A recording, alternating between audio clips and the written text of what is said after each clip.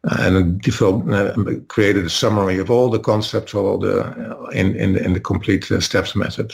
So that was nice to work together with them on the steps method at the moment in time. Okay, and so now that you are a certified steps trainer, and you teach chess for a living, you give lessons to people. So I'm sure that a lot of your students are somewhere in the middle of the steps. Like when they come to you, they're not brand new chess players. They, know, they're rated 1500, 1800, whatever it may be.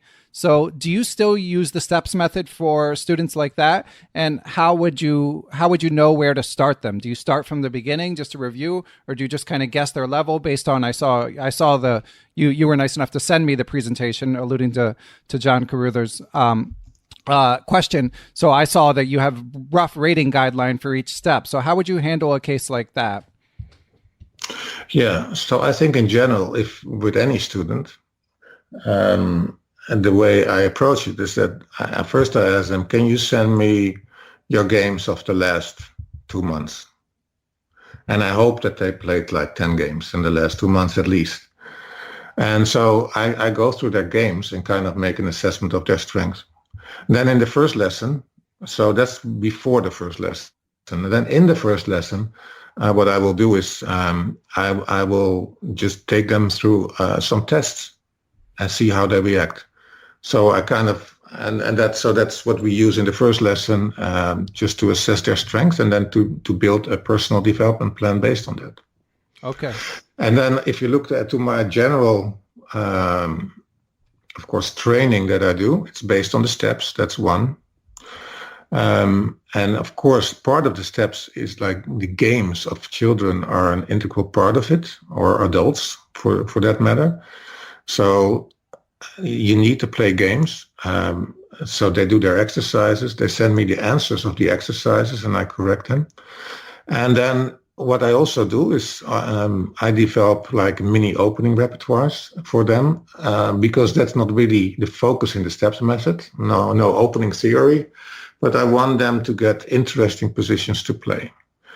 So this is not for them to beat their opponent out of the opening, but just to get interesting positions. And there was a question of John Hartman that you sent me, so I can address that one now because I have a specific method for it. Okay, so I'll hop in. Do you mind if I read the question? Yeah, please go ahead. Okay, so this is from, again, we mentioned John Hartman a couple times. So he was at the presentation, of course. So he says, thanks for the great presentation at the US Open. It reaffirmed my belief that the steps are an excellent improvement vehicle for children and adults alike. In Orlando, you talked about mining LiChess data for your opening book projects and opening research. Can you expound on that a bit? How are you using it and what tools do you use to do your mining?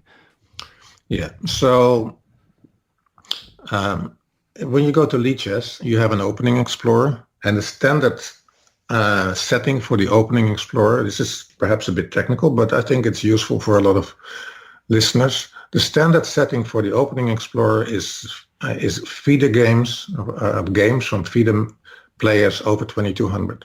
But you can also select games that were played on your LiChess. So if I make, let's say, a mini opening repertoire for someone who is 1200, yes, then I think probably on LiChess it's a bit inflated, so he will be 1350, 1400. So I'm selecting the LiChess games, not the feeder games, the LiChess games in the range of, let's say, 1200 to 1800.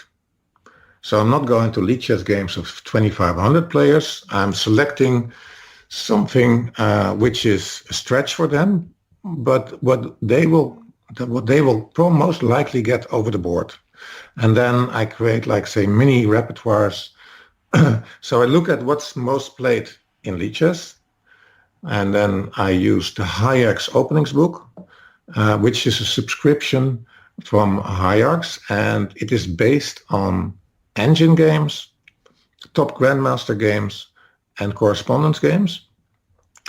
So I look at what players at that level are playing. So let's say between 1200 and 1800. I look at what the Hayek's openings book recommends, which is the best of the best. and I create, let's say, 15 openings lines, which cover 80% of what the player will get. And that's for me, like say, it's essential opening repertoire. And then what I do in ChessBase, I look at a few games, model games between strong and weak players, which highlight the specific plan that comes with that opening. So I'm not creating an openings book of 300 lines, or it's not a reference book. No, it's like very practical. It is 15 to 30 opening lines, and many times, because it's between players at that level, there are tactics involved, and those tactics make it easier to remember. It becomes like a story. So to come back on John's question, what I do is I use LiChess. I use the games in LiChess Rapid and Classical, and the rating band based on the strengths of my student. And then what I do is I select the best moves based on hierarchs, and I select model games between very strong players and weaker players to highlight the specific plans. And I make, like, say, an essential opening repertoire which covers 80%. And that's the basis for how I augment the steps method when it comes to opening preparation. Excellent. Yeah, and I saw just yesterday LiChess tweeted out that they just published their games from August of 2019, and it's 36 million rated games on LiChess. So just staggering amount of data available these days. It's just incredible what you can do. And I'll link to the things mentioned. I'll link to the LiChess database page and the hierarchs opening explorer and all that stuff. I'm sure you guys, if you're trying it out, you might need to feel, John probably won't, but others might need to feel their way through it a little bit, but definitely could be worthwhile. And my last question, Han, related to the steps, I had mentioned to you that I've always wondered, as a teacher get deeper into using it, how do you incorporate learning the classics and teaching chess history in conjunction with the steps, because it's something that's not that heavily focused on in the steps curriculum, but at the same time you don't want to have students just be ignorant of the rich history and all the stories and all the champions and stuff like that. Yes. So I think I know that a lot of people say they like to study the classics, and I think it is good for, this is like perhaps a bold statement, it's good for your chess culture, but I question how good it is for your chess development. So within the steps method, there are many times games reference, but of course the principle of the steps method is that you teach at the level of the child. So if he's like 1,000 player or a 1,200 player, all the intricacies of going through a game of Kasparov versus Shirov or whoever, they will be lost to that player at that moment. So there are, let's say, games between grandmasters and masters in the steps method. They are sometimes used, but only when it fits in the targeted learning that you want to do at that moment in time. So I think this is something, I think it's like, it's for your own chess culture, but I don't see it as very important for when I teach children to learn them the classics. And I think it's great if you have a passion for chess and you read my great predecessors. I mean, that's such a great series. I have all the volumes and it's such a treat. But for chess improvement, and especially for young players, it's small building blocks, it's teaching at their level, and I don't include it in my lessons, to be honest.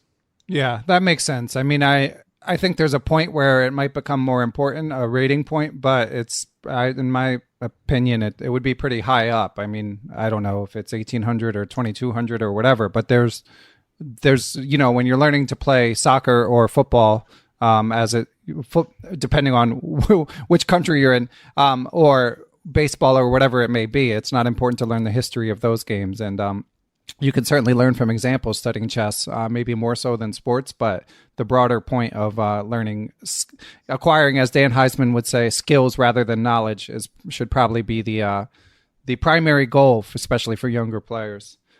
Yeah. So speaking of improving, let's get to your chess improvement accomplishments. So you mentioned you started playing when you were 15, and you had, I didn't know until we were preparing for this interview that you had a pretty busy corporate career with executive level positions. So how much chess were you fitting in during your prime working years, Han? Yeah. So I used to run a company of the size was about 350 million, and it was a division of a New York Stock Exchange listed company. And so my focus was really, I think, on coaching my daughters. So it was not on my own chess. So I have to say, I mean, chess was like something that all family members were doing. So my wife plays chess, and my two daughters play chess, and so Lisa, she won several medals also at World Championships and European Championships, and basically the focus was on them and not on my own chess, but I always liked to play it. Yes, so that was that's of course is one of the changes for me. In 2016, I stepped out. And that gave me time to play more chess myself, and also, of course, to start teaching chess. So was a passion for chess? Like, was that a part of the decision to step down, or was it kind of more professionally driven, and chess was just a logical place to spend more time? Yeah, so basically, I was responsible for steel services, so the maintenance of vessels in the steel industry. And there was another downturn, and basically what happened is that the CEO of the overall company, they asked me to look for another restructuring, and I proposed to him. He said he asked me to cut into R&D and technical sales, and I said I think it's better to restructure at the top, and that's what we did. And so we separated. They basically implemented the plan that I suggested myself, and I left the company. And then you think, okay, what am I going to do next? And you're looking for purpose and a challenge and relationships and connections. And I went back to chess. And how'd you end up in Florida? So my wife, she couldn't really stand the cold weather in the winter in New York. Mm-hmm. So she was looking for a vacation home here. And so we bought a vacation home, and then we made our vacation home our permanent home. Yeah, as many... as many Northerners do. Yes. Yeah, I can't say I blame you. So in 2016 you get back into chess, and since then you've made good progress. We might as well transition to the next question from supporter of the podcast, David Kofer, who says, Ben, I think 170 points in 5 years is a more realistic expectation for an older person trying to improve. He's saying more realistic than other adult improvers, and I agree with that. David then says, the younger guests who improve hundreds of points in a year or two is actually discouraging to us older players. Improvement is easier when younger. My question, what training would be most beneficial to an older player who only has 5 to 6 hours a week to work? Books, videos, analyzing master games, playing short time control training games, or a combination of the above? If a combination, what priority would you give to each task? I've lost about 400 rating points in the past several years, so what I'm doing is obviously not helping me improve. Okay, so what do you think, Han? Yeah, so I looked David up, and he's like in the rating range between 1,000 and 1,500, just to position it. And what I would like to ask him is, I think, first of all, he has to look at his games. And I think that he has to analyze his games and find out why is he losing? Can he find a trend? So there's feedback from his games that would be very useful to, like I said, the way I work with every student is to find out what he has to work on. So I'd like to make him an offer. If he would make an analysis of his own games and he would make an assessment of what he thinks is his issue in every game, let's say of the last 20 games, let him send them to me, and I will see if I can see any blind spots and whether I agree with his assessment, what he has to work on. So we'll do the check, and then we can determine what he has to work on. If you look at what he mentions, books, videos, analyzing master games, playing short time control. So I'm really a believer in deliberate practice and in active learning. So I think what I would focus on in general is active learning. So really making sure that you put a position on the board every day and you do your calculation and you solve it. So it has to be active.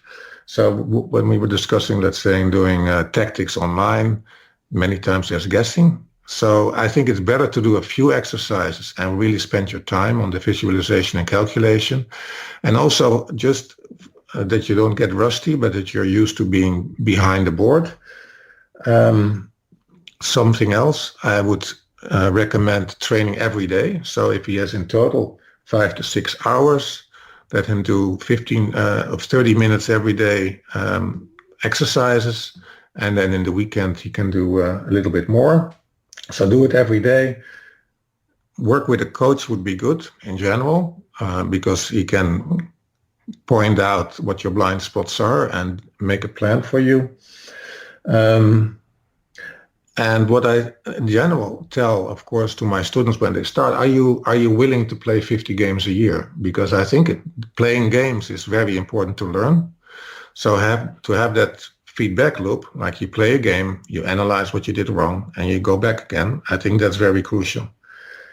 So active training, deliberate practice, do it every day, work with a coach, analyze your games. Those are, for me, the most important points. Okay. And so great advice, and obviously an amazing offer you've made on top of that. I'm sure there's a few listeners a little bit jealous of this offer you've made, David, but David should definitely take you up on that. And I know that there's frustrated listeners out there. I know that David isn't the only one who, you hear about these people making these staggering gains, but meanwhile, chess is a game of peaks and valleys and long plateaus, so it can be frustrating, but definitely constant self-assessment and trying to figure out how best to utilize your time is a never-ending quest. So do you have any, so you mentioned you looked up David's rating, the 1100 to 1500 range. Do you have any specific book or tactic recommendations that you would give for what he could dive into? Yeah, so probably, without seeing any of his games, I would say that he could step into step 3 of the step method. And also, if you just would like to do exercises, so the step method has more than one type of book. You have the step 3 book, the step 3 plus, step 3 extra, and they are organized by theme. But you also have the step 3 mix. And the step 3 mix are, let's say, exercises where you don't know what the theme is. So it is actually mixed. So those would be good just to practice, I think. And so to step in that level, step 3, and to really work on getting them correct. Yes. So that would be an easy one. And I think also if you look at the step method, is amazingly affordable. If you buy 10 books, it's like $7 per book, and you get 500 exercises. So they didn't create it to make big profits, but they created it to basically give a method to the world to teach chess. Yeah, it's a good point. It's excellent bang for your buck. Yeah. So let's get to the next 2 and final 2 listener questions, and I'm going to read these 2 together because they're pretty there's some overlap in them. So first question is from Michael Allard. Michael says, what do you think makes the difference between a Class A player and a master? Do you think it's a gap in theoretical knowledge, openings, endgame theory, etc., or skill and practical over-the-board play? Or is there no way to generalize such things since each player is unique? Are there skills that you absolutely must have to make becoming a master possible? For instance, is it possible to be a poor endgame player or a poor tactician and still become a master? If there are must-have skills, what do you think they are? Next up is Neil Bruce, who asked, for an adult improver trying to get above 2200, how much chess-focused time per week is necessary, and how should that time be used? So this is a common theme, and I've also gotten some general feedback that on these adult improver interviews that we talk a lot about should you study this way, should you study that way, but we haven't been talking much about how exactly to manage your time. So if you could talk about that a bit in addition to touching on these questions, I think it might be helpful for our listeners. Yes, and I think one of the things with adult improving is that you have to change your habits, and it is I think for a lot of people it is as difficult as losing weight. So there's one thing to know what you have to do. I mean, you have to basically burn more calories than you take in, but every day you have your temptations. And I think that's the same with chess improvement. So when I start with adults, the first thing I ask them, are you willing to play 50 games a year? And because we need your games to basically go from knowledge to application and to learn to see what your improvement is. And so a lot of adult players, they have very busy lives, and basically what they like to do, also for their entertainment, is they like to play Blitz online, and they're tired at the end of the day. And so this changing your habit and saying, okay, I'm really committed to become a master or to improve. I think you should really ask yourself, is it really true? Is it just like it's nice to lose weight, but am I really willing to change my habits? Because it takes a lot of discipline. When they say, okay, I'm willing to play over the board, I'm willing to get a coach, then I think some general things. Do tactics every day, like I mentioned before. I think this rhythm of doing every day. When you do visualization and calculation exercises, do them until you find the right move, as if it is a tournament situation. So I think that's really important. Develop a robust opening repertoire. I already mentioned basically what my approach is. So you have to divide it between what's essential, then what are deeper cuts, and then what's reference. So prioritize in that. But develop a robust opening repertoire and understand also what the plans are behind the openings. Because I was thinking about if I win against a Class A player, many times what I notice is that I have a better understanding of the plan behind the opening and not so much about the moves of the opening. And I think there's also the whole, you could say, mental mindset. So I think you have to question yourself when you go into a tournament hall and there's a youth player coming to you and he's looking at you and says, okay, you're an adult or you're a senior, and so that's an easy win. Are you ready to put up resistance? Are you there to be confident and be fully focused and fully present when you play your game? And I think that's the way to improve. So it's playing games, and then just, of course, the usual things, the tactics, the openings, your end games. I can mention a few books that I use for my improvement, if this is the right moment. Let's do it. Yeah. So, okay. So general, of course, it's known that I use with the step method. Then when it comes to end games, I really like the book 100 Endgames You Must Know, which is also available on Chessable. They just released a workbook what is really nice about the workbook is that it also helps you in your visualization and calculation skills. So there are players who say, I never get to the end game. I will make sure that my game is finished before the end game. I think it's useful for your visualization and calculation. And on top of it, many times you have to decide if you can transition to a certain end game. Like if you are a youth player, when I transition to this pawn ending, is it winning or is it a draw? And I'm very surprised. I have a Swiss student, and he is 10 years old, and he is now winning against 1900s, all endgames. And it's because of these transitions that he is better in assessing the transition to an endgame than his opponents.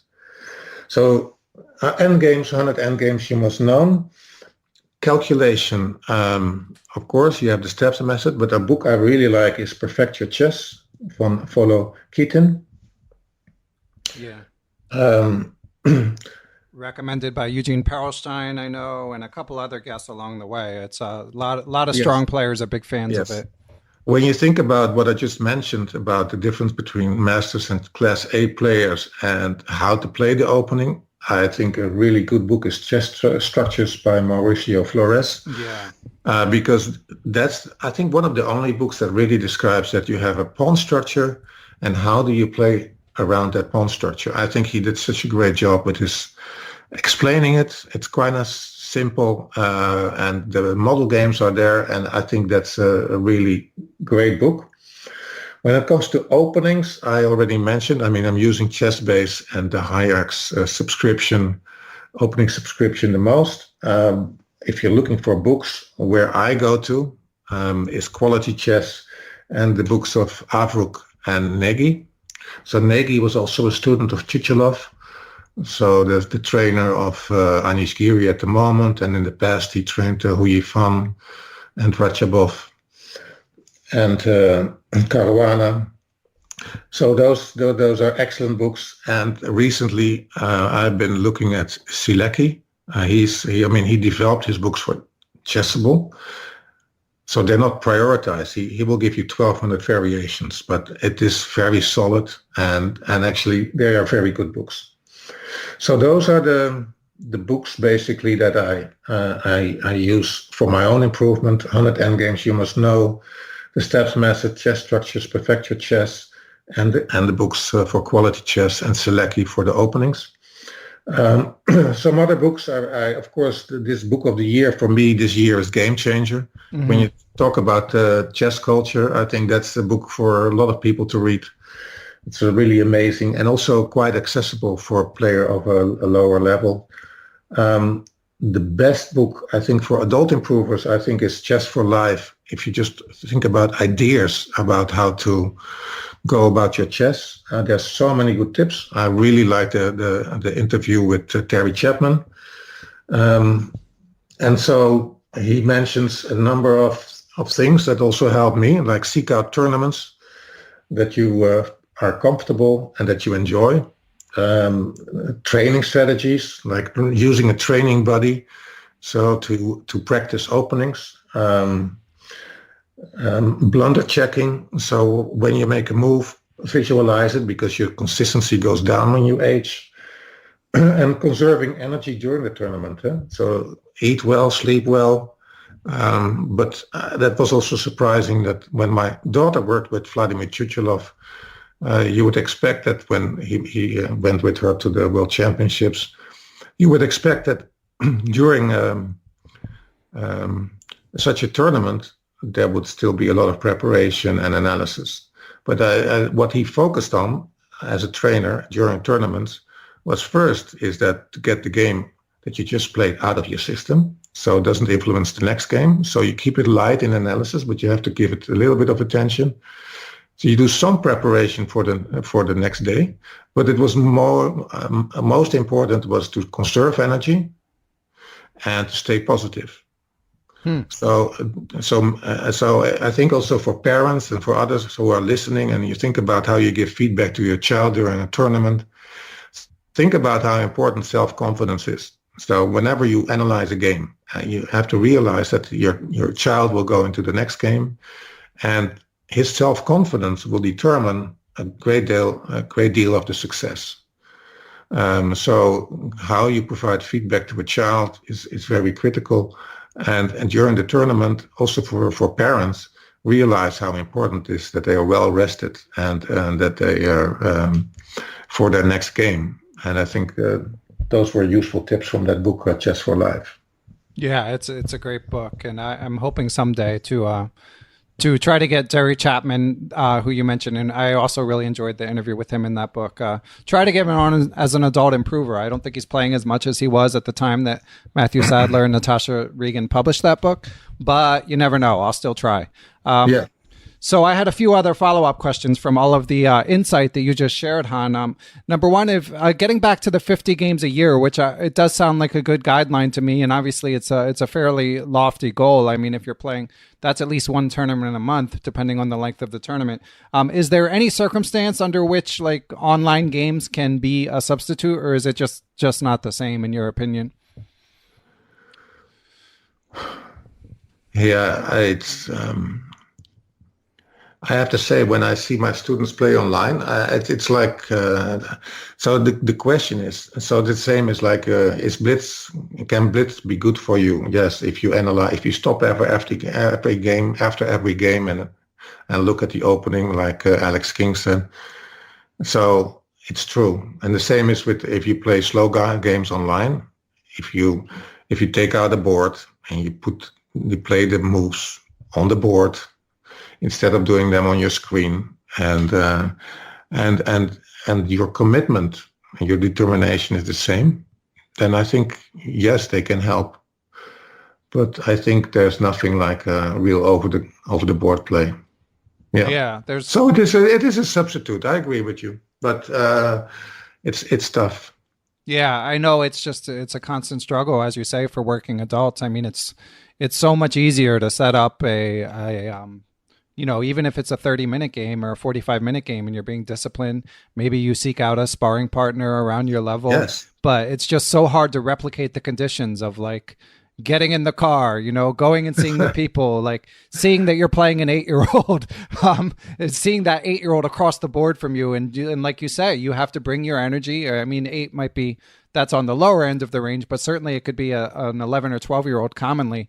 And you've got to bring the energy and bring the focus and show them that you're not going to roll over and, be resilient. There's the feeling of, I dealt with this, like the last mini comeback I made, I just started to feel guilty towards the end of it for being away from my family. And I don't think any of that really comes into play when you're just playing a game on your computer after the kids go to bed or when you get home from work or whatever it may be. So certainly, yes. It is better than nothing, but there's no substitute for trying to get to tournaments, which obviously can be a high hurdle depending on your life circumstances. The other follow-up question I had was just getting back to the how to manage one's study time. I thought it might be helpful if like using these cases of Neil Bruce and Michael Allard, Michael, by the way, I hope I'm saying your last name correctly, of people around the 1800 to 2000 level looking to earn the master title. If they did have 10 hours a week to study, what percentage of time would you spend on each aspect of the game? Yeah, but so it really depends on their games, huh? Yeah. Yes. And I also mentioned it's very tough to say that's so generic. I still think that so you have tactics, that's on the one hand, but then the second thing is just learn. This is practicing thinking, and that's I think playing and then analyzing your game. I mean, it's like everything is there. Huh? So like analyzing your game without an engine and writing down basically what you were thinking, and then trying to improve on it, and then checking it with a player who is much better. I mean, this like what I mean with when I say everything is there. I mean, it's like the theory is easy. but it's difficult to do in practice because it requires a lot of discipline. So, I mean, that's of course gold when you look at your games and you see what did I see, what did I miss, and then you make a tailored plan to look at what you miss. And then, but I think tactics and just analyzing, probably that's half of your time. And then for the opening, a quarter, and the end game a quarter, something like that. Okay. That's, obviously it's not going to be an exact guideline, but I just think, as you say, I think a lot of us feel like, so many aspects of our games need so much attention that it's really hard to even pick. It's really hard to decide. And that in itself can lead to sort of a paralysis by analysis. So it's good to have a rough guideline and then tweak it based on one's own strengths and weaknesses.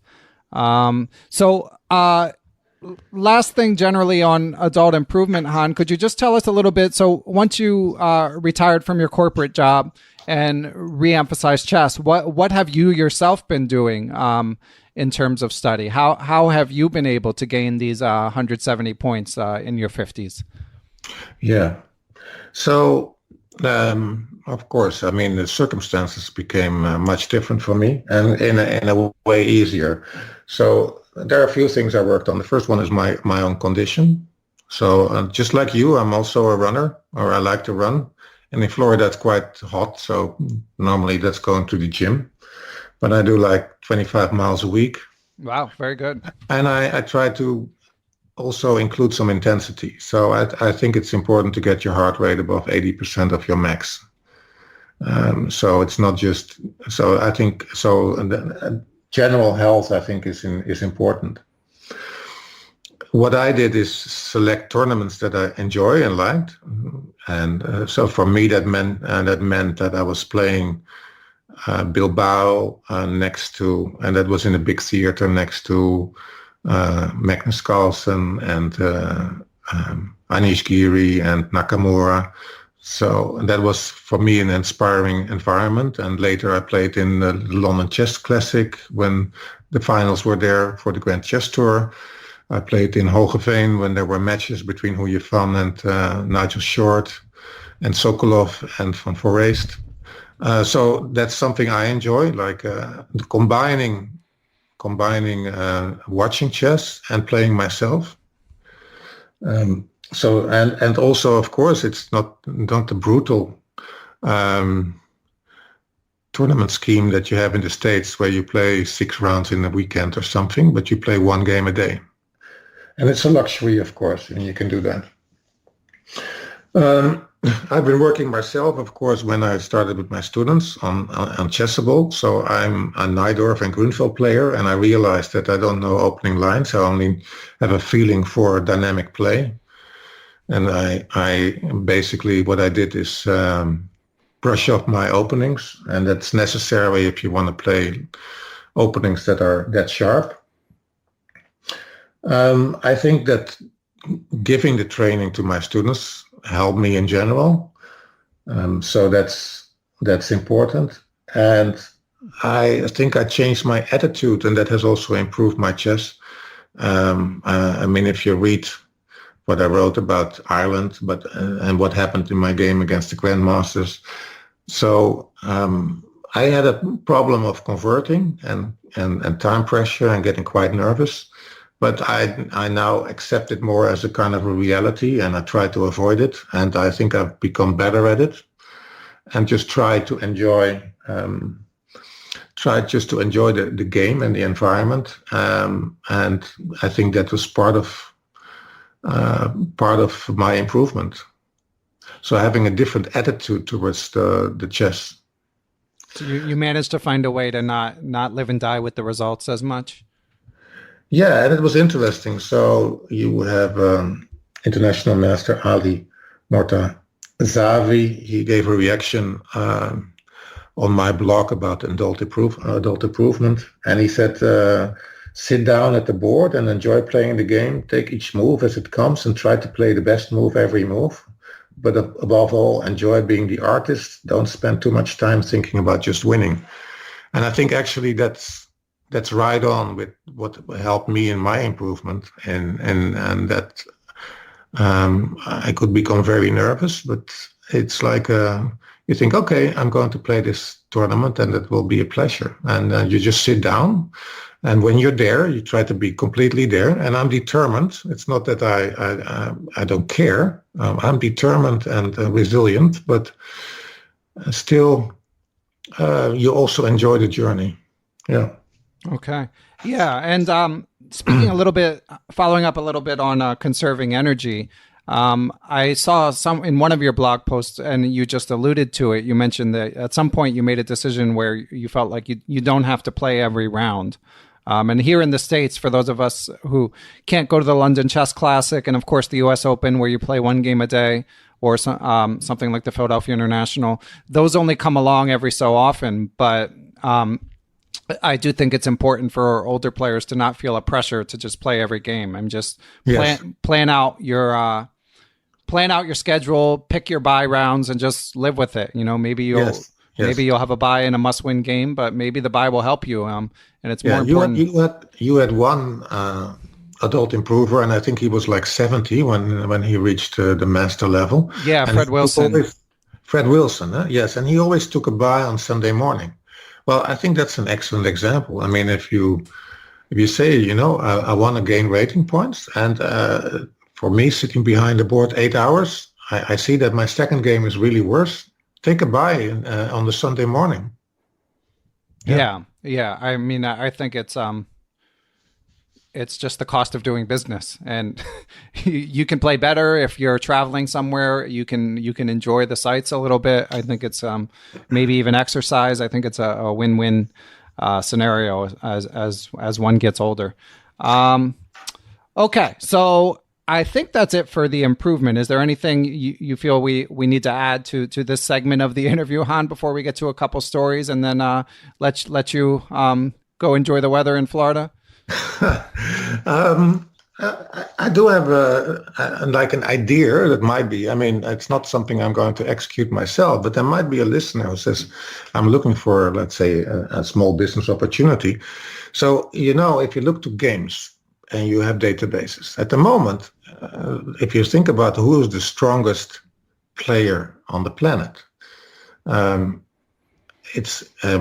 lot of people would say Magnus Carlsen, but of course we have the engines. And one of the things that struck me is that at the moment there are no commercial products with engine games. And that might sound very boring, but I think there is a market for a subscription service where you basically once a year, like ChessBase does, issue a database with engine games, and you have a subscription every month where you get the latest engine games included.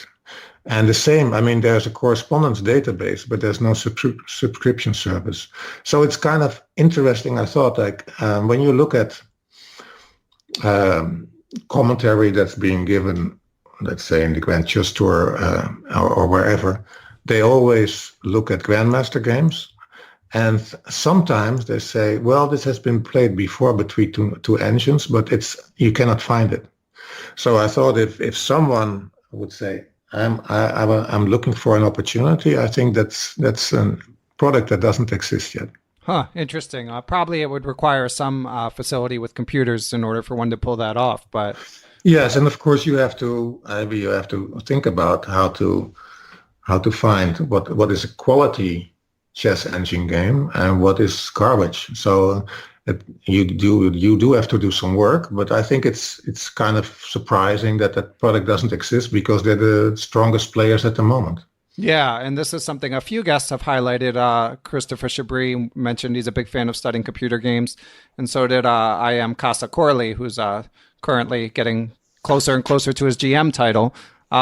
So yeah, there's an interest out there, but yeah, and of course, Game Changer, the aforementioned Matthew Sadler and Natasha Regan book, was a huge step in the right direction, and in terms of analyzing the games of AlphaZero, and a lot of people are saying that the reason, or one of the reasons, that Magnus Carlsen has been has managed to ratchet up his game to an even higher level is, so far, he's been the most effective at sort of incorporating the lessons from AlphaZero. I don't feel qualified to judge whether or not that's true, but I've seen some people venture that opinion.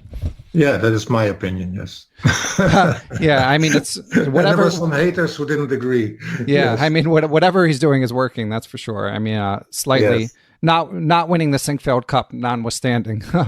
So, I mean, and actually, he did tie for first before the tiebreak. So, okay. So, Han, before we let you go, the Spassky story that you shared on your blog, you have to share it with our listeners. Yeah. So this is quite amazing. So in July 2010, so it has been a while ago, I was with my family in Crete, in Greece, and we were playing there the FIDE Open. So in the fourth round, I was paired with white against Daniel Jarur, and he's from Chile. And so he was rated at that time 1778. So I was about 400 points higher rated, and he was 10 years older. So I thought, okay, easy game.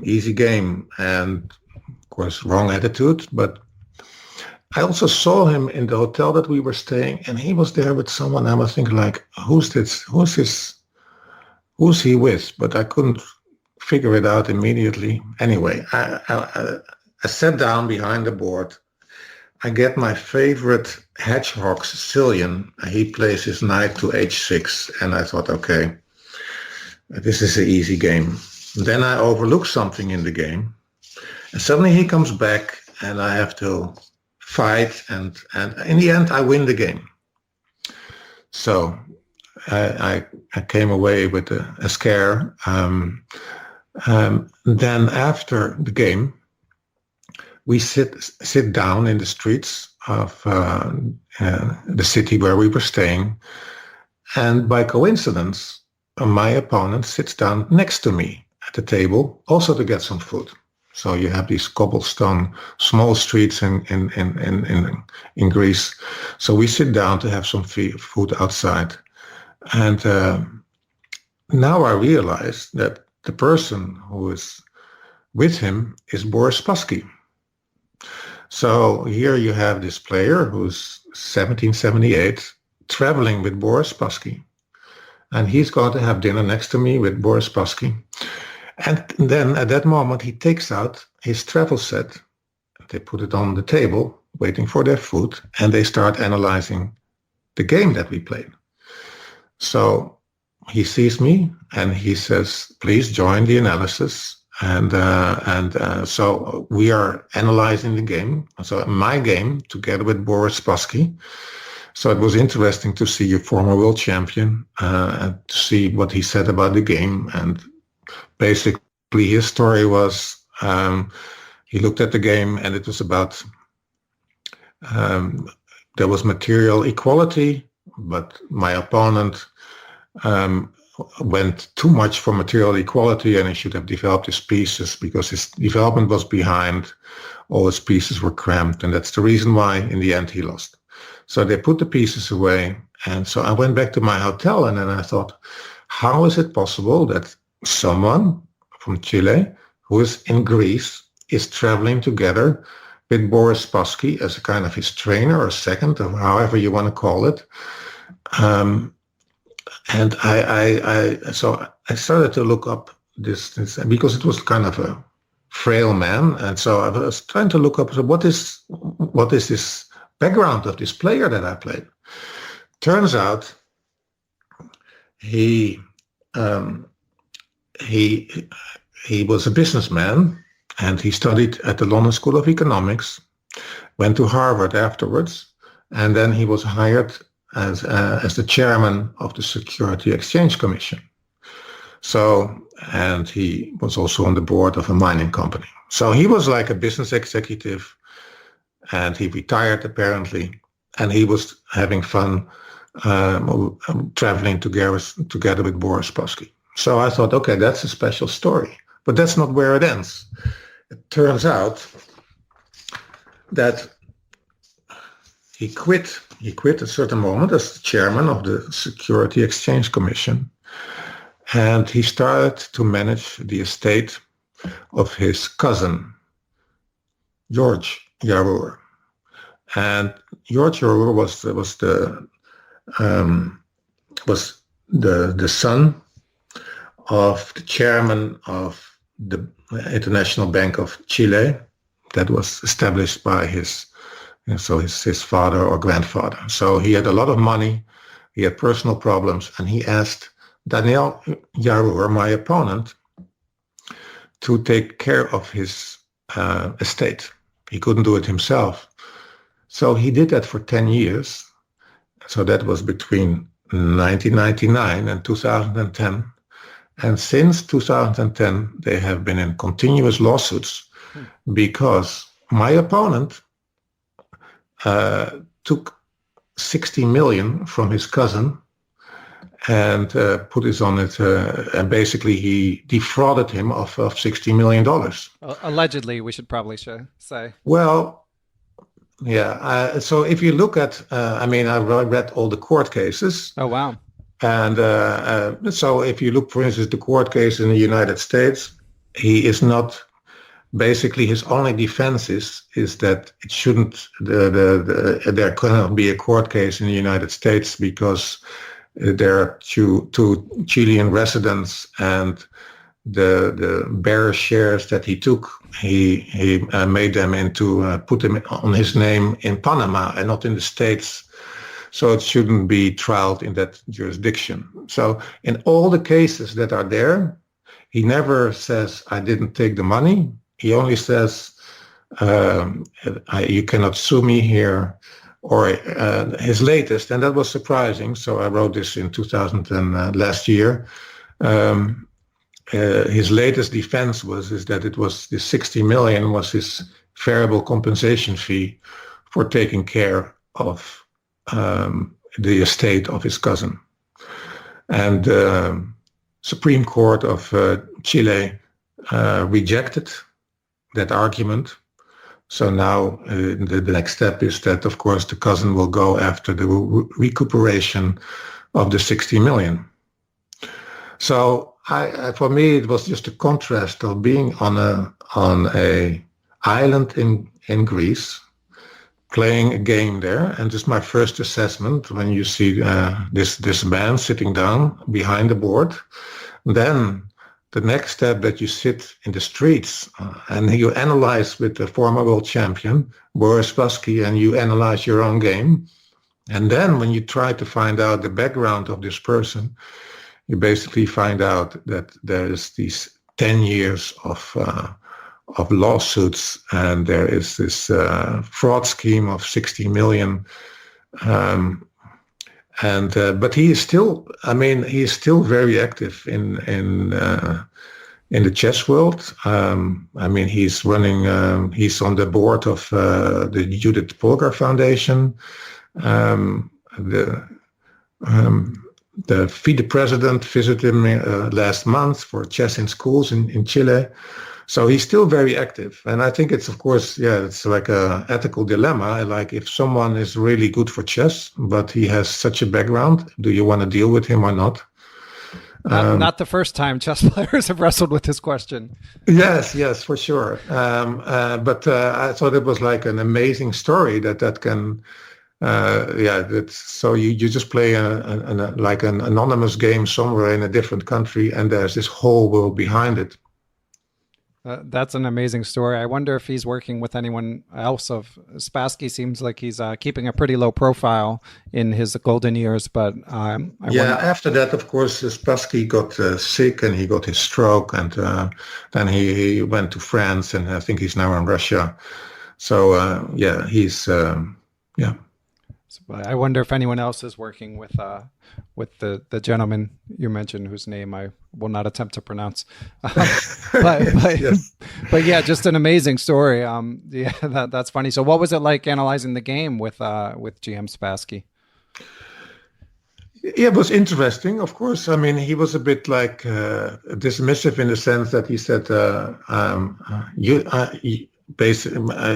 Daniel was very like inviting, like please join, but Boris Spassky was like, you're not part of the party, and it's like I'm here for him.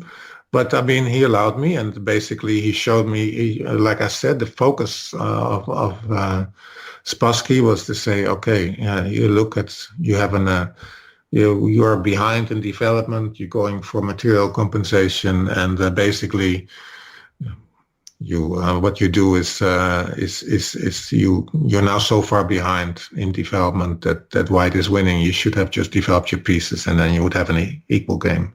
So it was like short and sweet in a way. Okay. Yeah, he was interested to a certain. So for him, there was a critical point in the game that he discussed. He said, "You're too materialistic to my opponent, and if you would have developed, it would have been an equal game. And after that, you just lost." And that is it. Yeah. Okay. Okay. And one more thing, Han, actually, before we get to your contact information. So you mentioned earlier the importance as a chess parent of being encouraging of your kids, but as someone who both of your daughters are quite strong players, they're pursuing other interests primarily at this point. But do you have any advice for any chess parents who might be listening aside from that? Yeah, so I think, I mean, what was also, I mean, if the way we approached chess in general is we were quite fearless. So, and we wanted them to be fearless in life and also as girls. So Donna, the oldest, she was the first girl to win the youth championships in the Netherlands. So there were 25 boys and one girl. Wow, awesome. And so among the boys, there was, for instance, Robin van Kampen, who is currently a GM. So I think for us that was important, and that was also in the way we taught them to play. And it was never about the winning; it was always about learning. And we let them determine their own ambition. So it's like what they put in, we would put in. So if they want to study more, we will facilitate it. But it was never about learning. So I think it was like, okay, when you lose, just get up and learn from it, and just move on. And I think it helped them also with their careers. So Lisa is studying in Oxford and doing a second master's, and she trained with Chuchelov, and Chuchelov many times would set up a position, and he would say, analyze it, and he would come back in a few hours, and then you were not allowed to touch the pieces, not allowed to write down everything, and he would say, okay, tell me what you saw and what the variations are. Of course, there's one disadvantage, because you will get in time pressure if you do that during a regular game. So if you look to Caruana and others, I can see where it is coming from, because you have learned that you can think for a really long time about a position. But of course, in terms of focus and learning to concentrate and learning to think, it's a lesson for life. Okay. Huh.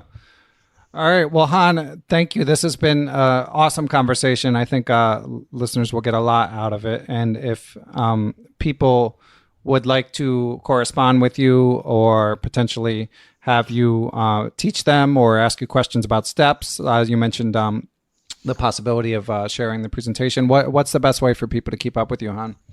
Yeah, so they can go to my chess.com account and message me. I think that's the easiest. And my chess.com account, like I said, it's just my real name. So it's easy to find. I'm also on LiChess. So those are the two. And they can see me on Chessable as an author. But so the easiest way to contact me is on chess.com, I believe, and LiChess. Okay. Under my own name. Awesome. And I know that despite your great gains in your rating, you haven't been playing super often. Do you have any tournaments on your radar, Han? Yeah, so my daughter just finished her studies, so we are contemplating playing a tournament together. So I'd like to play in Spain either in December or in January. I'd like to play Gibraltar or Sitges. Those 2 tournaments I would really enjoy playing. So that's probably it. But I have to discuss with my daughter what her schedule is. But those are the 2 that I'm looking at the moment. Wow. Can't argue at all with those choices if you're able to pull it off. Okay, well, thanks again, Han. This has been awesome. So, yeah, I'll link to everything we've talked about in the show description, as always, and continued success both with your teaching career and your chess. Thank you. Thank you for having me. Thanks to everyone who helps make Perpetual Chess possible. Most of all to my producer, Matthew Passy, but also to everyone who helps spread the word about the show. That can be by telling a friend, by writing a positive statement on Twitter or Facebook or whatever your preferred social media outlet is, by writing a glowing review on Apple Podcasts or another podcast platform. All of that stuff helps. But most of all, I want to thank the people who provide financial support to the show. Without you all, the show would not be possible. So here we go. Thanks to my Patreon and PayPal Perpetual partners. I would like to give extra special thanks to the following people and entities: Chessable.com, Quality Chess Books, the Capital City Chess Club, the Apprend Chess Twitch channel, Andrew Bach, Austin Clough, Benjamin Handelman, Kathy Carr, Chad Oliver, Dan O'Hanlon, Danny Davidson, David Schreiber, I am Dimitri Schneider, Greg Natel, I am Greg Shahadi, Guven Monet, Jen Screen, John Jernigan, John Cromarty, Kelly Palmer, Lone Pine Chess, the law offices of Stuart Katz, Michael Kahn, the mysterious Moonmaster 9000, Seattle Chess Club, Thomas Tachenko, Todd Bryant, Todd Kennedy, and I'd like to give thanks to Aaron Waffler, Ace Vallega, Adam Ralph of ChessEngland.com, Adrian Gutierrez, Alex Pejas, FM Andre Terakov, Bill Moran, Brad and Andy Rosen, Brett Howardland, Brett Zeldo, Brian Mullis, Chad Hilton, Chris Balcom, Chris Flanagan, Chris Wainscott,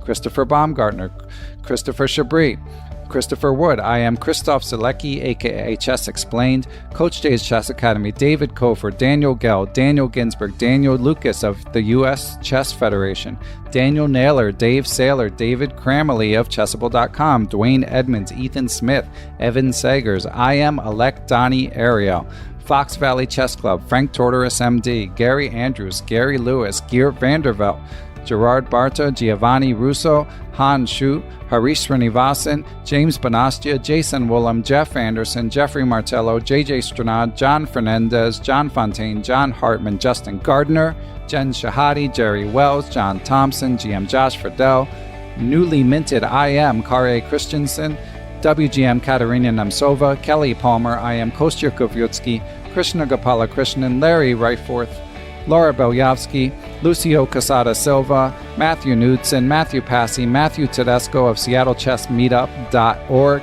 Miguel Araspidi, Mr. Michael Shahadi, Nate Salon, Neil Bruce, GM Pascal Charbonneau, Passy Passanen, Paul Bain, Paul Clarkson, Paul Sweeney, Paulo Santana, Peter Lux, Peter Merrifield, Randy Temple, Ricky Grijalva, Rory Yearwood, Ryan Berg, Scott Doherty, Scott McKinnon, Steiner Lima, WGM Tatyev Abrahamian, Thomas Stanix, Tim Brennan of TacticsTime.com, Tim Seymour, Timothy Ha, Tamaz Kolmanich, Tony Rotella, Tyron Price, Victor Vrancoulge, William Brock, William Peterson, FM Zhao Cheng of Chess1000.com, and Zhivko Stoyanov. Thanks a lot, everyone. I will catch you guys soon.